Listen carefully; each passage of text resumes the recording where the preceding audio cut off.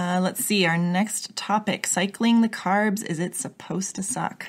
Kate the Great says, hey guys, huge fan of the podcast, although I'm only 100 some episodes in and trying to catch up. I eat paleo. How could anyone listen to 100 plus hours of Robb Wolf and not eat that way?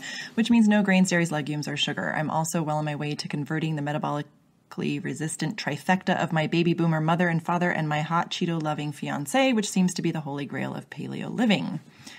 Okay, this is a long question. Do you want me to read all of this? Let's see. Okay. On low-carb paleo, I started absolutely shredding weight and dropping body fat, 16% to 12% body fat in 2 weeks, which was very alarming. My body adapts pretty quickly to whatever is thrown at it, and I tend to gain muscle and drop fat easily. But this was definitely unprecedented.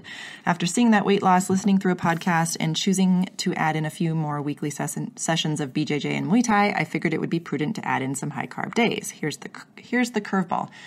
Holy Toledo, this is like a 3-page essay. Where's the question? You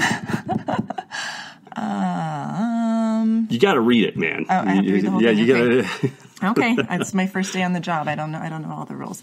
Okay, here's the curveball. I am a cop who works the road, but with a balling swing shifts schedule. 4 days on, 4 days off, 1:30 p.m. to 1 a.m., and we get paid an hour a day to work out. From what I hear, shift work is the devil, but I haven't had any problems with it yet. I started adding in a high-carb day, 200 grams, every 8 days. It falls on my first day off.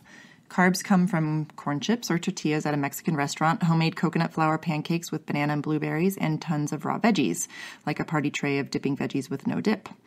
Here's the problem. On high-carb days, I feel like butt, B-U-T-T.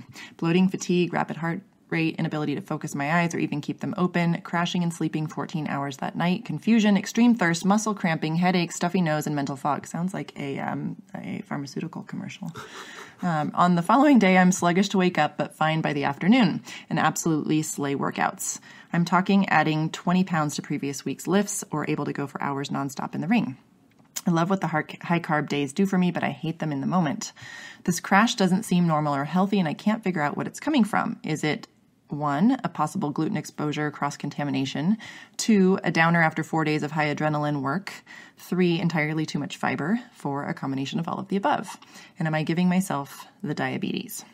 What is the reason for this crash? Is it a necessary part of carb cycling? And how do I make it stop? I would go back to all low carb, but I want to stave off further weight loss and preempt a hormonal cluster F with the high intensity workouts, high stress job, and low carb. Okay, and then there's some individual statistics in there. So you know what? Maybe what we'll do in the future is we'll set up some sort of a form so that the questions can be concise. Right. Concisity definitely helps here. So there's a lot going on here. What appears to be happening is some carb intolerance after the 4 days on shift, and that night shift stuff crushes people. This is one thing that we have consistently seen out of our work with the Reno police and fire folks is anybody on shift work, police, military, fire, medical personnel, new parents, unless you're like 15 years old, like it absolutely hangs you out to dry. And so that first day